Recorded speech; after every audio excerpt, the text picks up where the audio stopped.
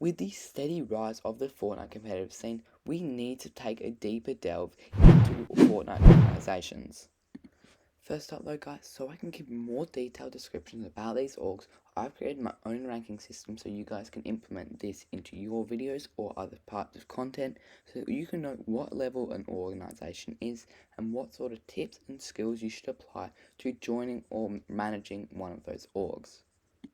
Anyway guys, this ranking tier list has 3 tiers that you can be that an organization can be ranked on: tier 1, 2 and 3. So let's get straight into it. What is a tier 3 organization? Well, a tier 3 Fortnite organization is usually mainly run through Discord.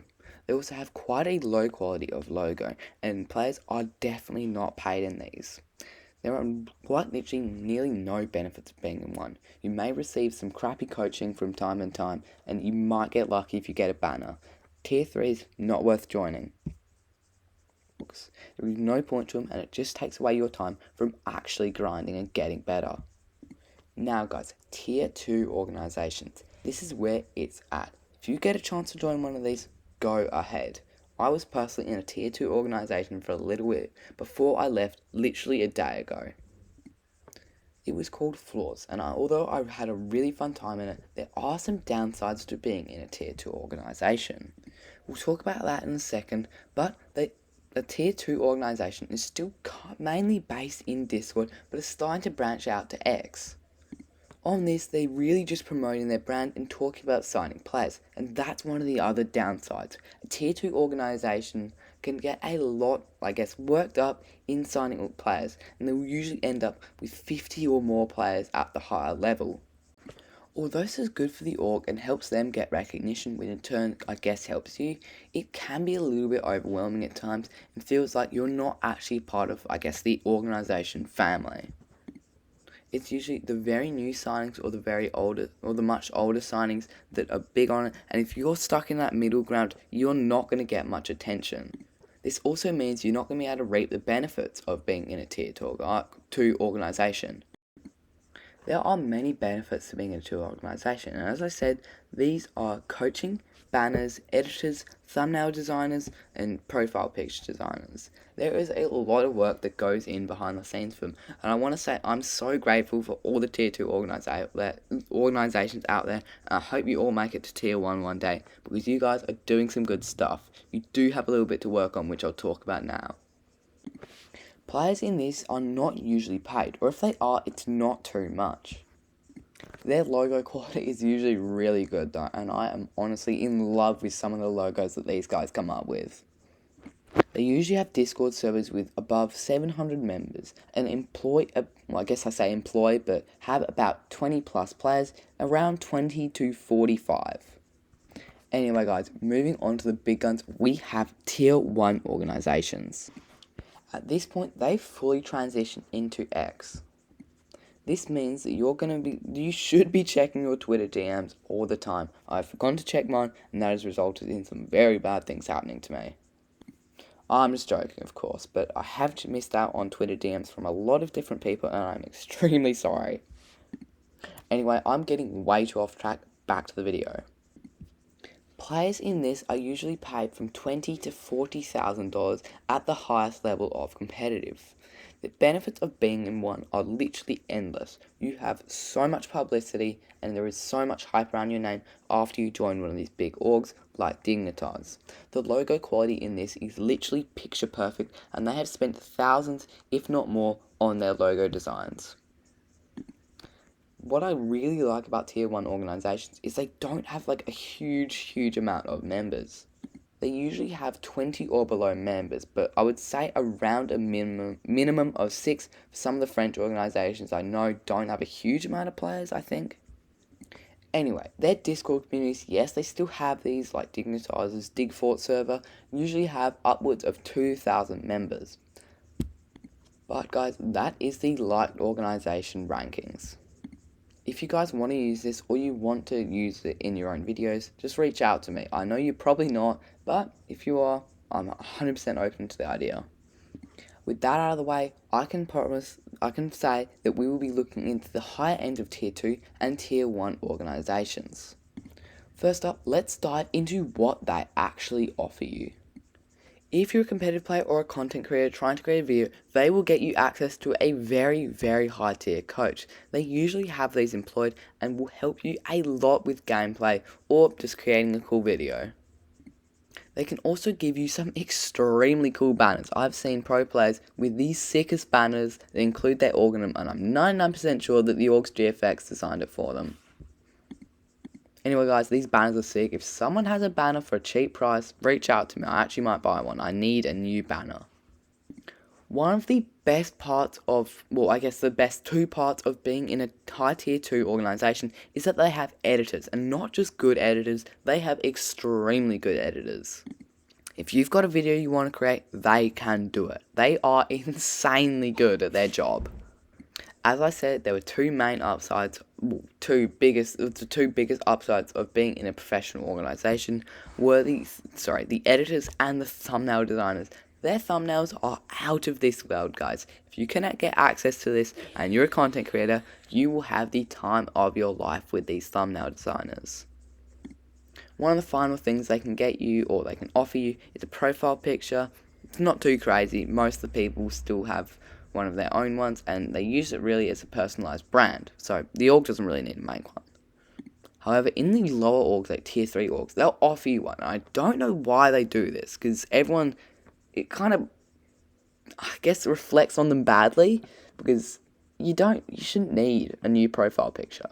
If you can find a good profile picture, that is your brand. You should stick to that. And that is some very good advice with YouTube. Moving on, we have to think, what do you actually offer them? Why are they employing you into a role that might actually get you paid? Well, most of the time actually, you will offer about, if you're a competitive player, you will offer about 5 to 20% of your earnings, and that goes straight back to the org. This helps them stay afloat, I guess, but it's not too crazy. Even if they want about 10%, I would still go with it unless you're at the tippity top of your career, about to win the global championship. One of the main things you offer them though is exposure. If you are big on content or just an extremely good player, for competitive players, if you are at the top of the leaderboard with their name on it, people are going to see it, and that's what the organizations want. They want as much exposure for their org as they possibly can get. For content creators, their big videos are going to reflect really well on the organization. They're usually being edited by the org, so if someone is looking to join, that is going to reflect very highly upon the organization. Again, as I've said 5 times in the past 2 minutes, that you offer them exposure. That is the main thing that organizations want, and that is how they sell things like merch and much, much more.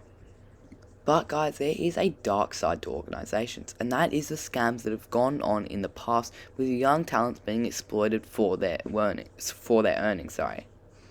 This could also be people getting into a prolonged contract with a very, very bad organization, or someone's going to reflect poorly on them. So guys, that is why one of the most important things I want you to take away from this video, if you're getting signed to an organization, read the contract. I don't care if it's going to be you reading it or if it's someone else, paid someone to look over that contract and ensure you are not getting scammed. There are many different managers and personnel who are going to help you with this. If you pay them a small sum of money, like $20, $30, they will look through your contract. Maybe it's actually more than that. Obviously, I haven't had one look through my contract, but I assume it's not going to be too high, depending on the length of the contract. It might be $100, but it's worth it to stop you guys getting scammed. I would also just say, read through it yourself if you don't see anything suspicious.